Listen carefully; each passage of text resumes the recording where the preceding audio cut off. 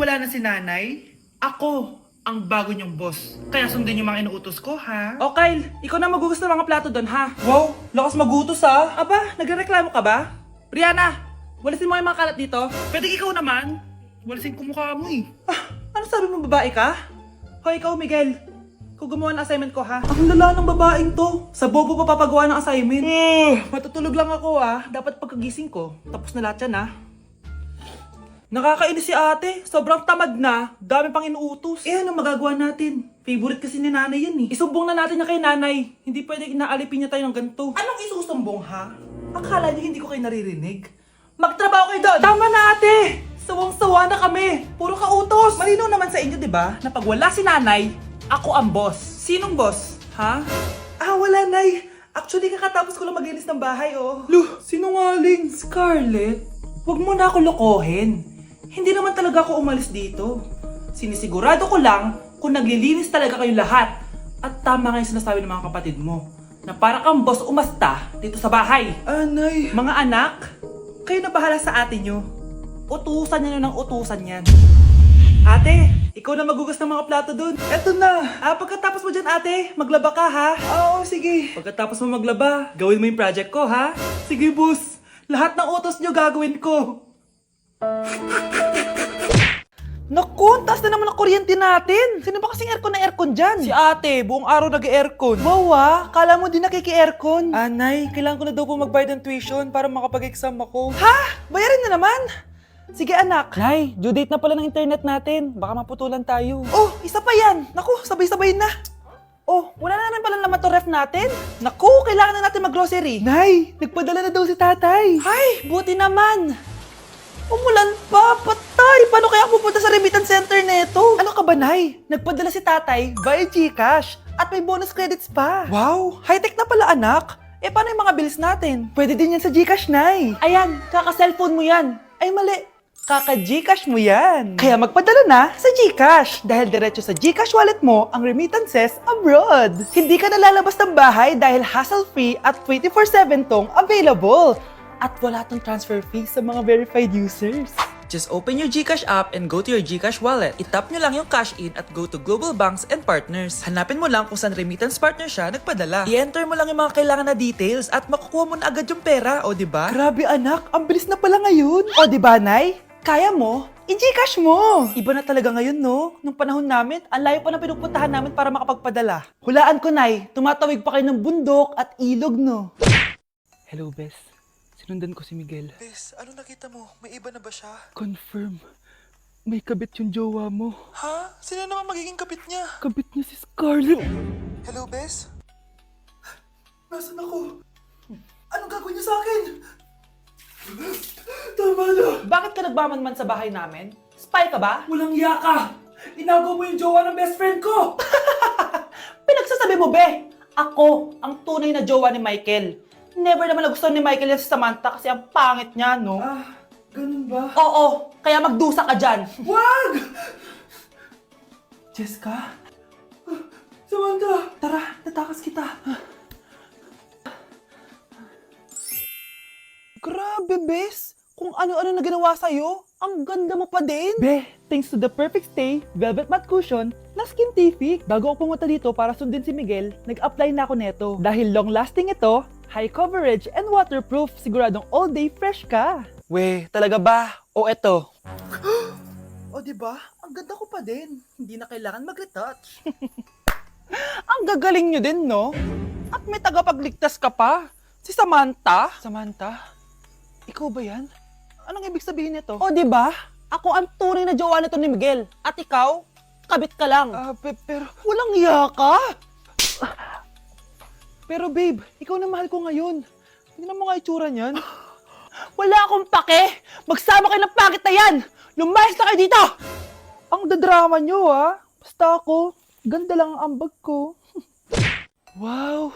Anak, di ako makapaniwalang may pinapatayo na tayong bahay. Nay, deserve natin to. Ang tagal nyo din to pinaghirapan. Ma'am, saan ko po ilalagay itong mga semento? Doon na lang sa gilid, kuya. Sige po, ma'am. Excited na ako matapos tong bahay natin, anak. Saan dito? Hoy, huwag ka pupunta dyan!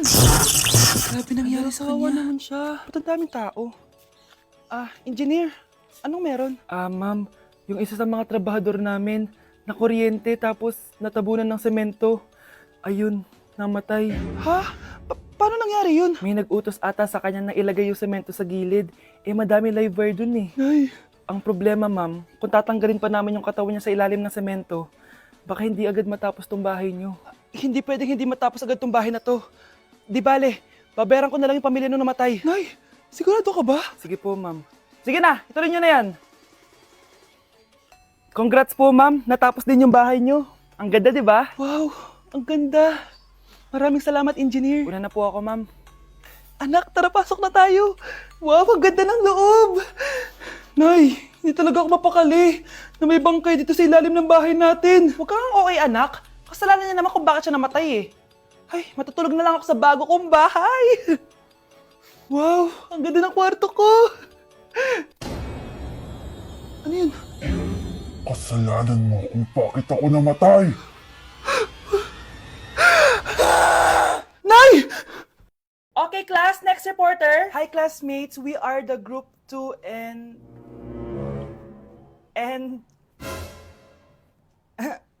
Scarlett, may nakakatawa ba? Our topic for today is... Isa pang tawa is zero na kita. Wait lang, ma'am. Saan pupunta yun? Nakakatawa yun, no? Ano, magpapatawa ka pa? Nagre-report ako, di ba? Gusto mo bang maging kwento, be? Joke lang yun eh. Ang saya lang ginagawa natin, di ba? Subukan mo na magpatawa ulit. Hindi mo magugustuhan yung gagawin ko sa'yo. Na-invite ako sa isang special event! Gagala na naman ako nito! Aba! Saan ka na naman pupuntang bata ka, ha? Hindi ka talaga napipirme sa bahay, no? Nay, payagan mo na ako! Maraming artista doon, tas marami ding pagkain. O sige, pagdala mo ako na pasalubong, ha? Tsaka pa-shoutout mo ako sa mga artista doon. Yes, mag-ready na ako, Nay, ha? Oh, nauna pa kayo sa akin, be? Outfit check! This is my outfit. Actually, the theme is Purple Business Extravaganza. Basta purple, wear something purple. Let's go!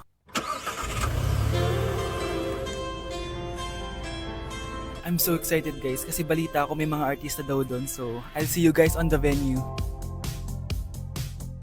So nakadating na tayo sa venue at invited tayo sa launching ng Pinoy Drop Ball ng Bingo Plus. Pagdating pa lang namin, pinatry na sa amin agad yung Pinoy Drop Ball. So ayun na nga, tinaya ko lahat ng token ko. So ayan guys, hinulog ko na yung 3 bola. Sobrang familiar ng laro na to kasi nakikita ko to sa mga perya dati. Charan! O diba, nanalo agad tayo ng 2. Sobrang useful ng mga napalalunan ko guys. At pumasok na kami sa mismong venue at sobrang ganda guys. At ito yung mga isi-serve na pagkain sa amin guys. Grabe, ang sarap talaga ng mga sinerve nila at ngayon lang ako nakatikim ng mga ganyan be. So ayun, nilaunch na nga yung Pinoy Drop Ball ng Bingo Plus kasama si May Mendoza na napakaganda. After ng big reveal, binigyan kami ng performance ng alamat. Grabe, sobrang galing nila. At eto pa be, kumanta ng napakalapit sa amin si Miss Julian San Jose. Grabe, mukha siyang anghel guys. Sobra talaga kami nag-enjoy dito guys dahil ang dami naming na-meet na tao. At isa pa dito, sobrang saya ng mga activities nila. Paglabas nga namin, inabutan na kami ng ulan pero okay lang kasi nag-enjoy naman kami. So yun lang, thank you guys. Hi classmates! Namiss niyo ba ako?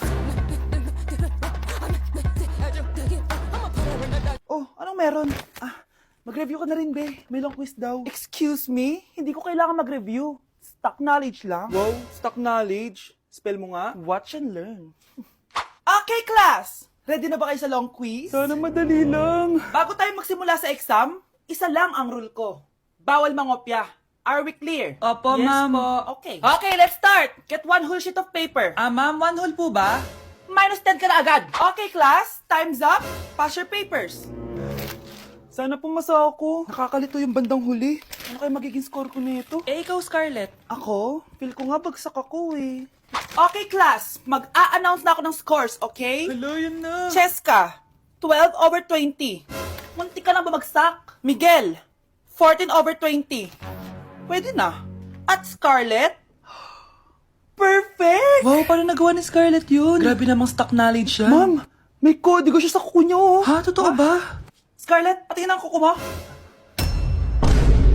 Kaya pala perfect ka? Dapat bagsak na yan eh. Ang daya. Aba, bakit ako babagsak? Ang number 1 rule lang naman ni ma'am ay bawal mangopya. May sinabi ba siyang bawal maglagay ng sagot sa kuko? Meron ba? Ba't parang kasalanan ko? May point si Scarlett. Pointless. Next time, kilalanin yung mga binabangga nyo, ha? Ganda nito, oh. Sana maging successful yung pagbebenta ko ng damit noon, ha? Mahal, ang dami nating ibebenta mamaya. Manifest natin na makabenta kayo, Nay, para makaahon na tayo sa kahirapan. Hindi ako makapaniwalang nabili ko na yung pangarap kong tig 200,000 na relo. Wow, ang ganda niyan, Tay. Anak, tignan mo to binili sa akin ng tatay mo. Diba ang ganda? Hala, di ba mahal yan, Nay? Mas mahal pa to sa bahay ng kapitbahay natin, no? Magbebenta ulit kami mamaya para mas marami tayong pera. Anak, binilang kita ng kotse. Gamitin mo to pag pupunta ka ng school, ha? Ha? Tay, di ko naman po kailangan ng kotse. Kaya ko naman po mag-commute. Gumastos pa tuloy kayo. Dami mo naman sinasabi, anak. Sige na, puntahan mo na sa labas. Wow! May sarili na akong sasakyan. Wow, ang ganda naman ng bagong kotse mo, Scarlett. Ay, salamat po. Hindi ka ba nagtataka, Scarlett, kung bakit ang bilis niyong yumaman? Galing yun sa pagbebenta ng damit nila nanay. Ang dami na nga nila mamahaling gamit ngayon eh. Sure ka ba? Na damit lang ang tinitinda nila? Nay, bumabagabag talaga sa isip ko kung bakit ang bilis nating yumaman. Ano ba talaga binibenta niyo ni tatay? Ano ka ba anak? Malaki talagang kita sa pagbebenta ng damit. Pero Nay, wala nang pero-pero. Hindi ka ba masaya anak? Na mayaman na tayo? Na nabibili natin lahat ng gusto natin? Sige na, mag-aayos pa ako ng benta ko. Mahal, nakauwi ka na ba?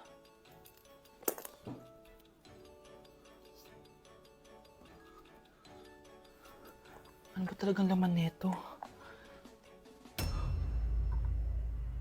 Nagbebenta sila ng laman loob ng tao. Wow, sobrang ganda, mahal. Buti naman nagustuhan mo, mahal. Nga pala, kinuha ko na yung laman loob ng kapitbahay natin. Si Rosa? Malaking pera na naman to. Mahal, hindi dapat malaman ni Scarlett to, ha? Ano yun? Nasaan yung ledger? Nandito lang yung kanina. Ba't mo winala yung ledger, mahal? Nandun lahat ng mga sikreto natin. Sinong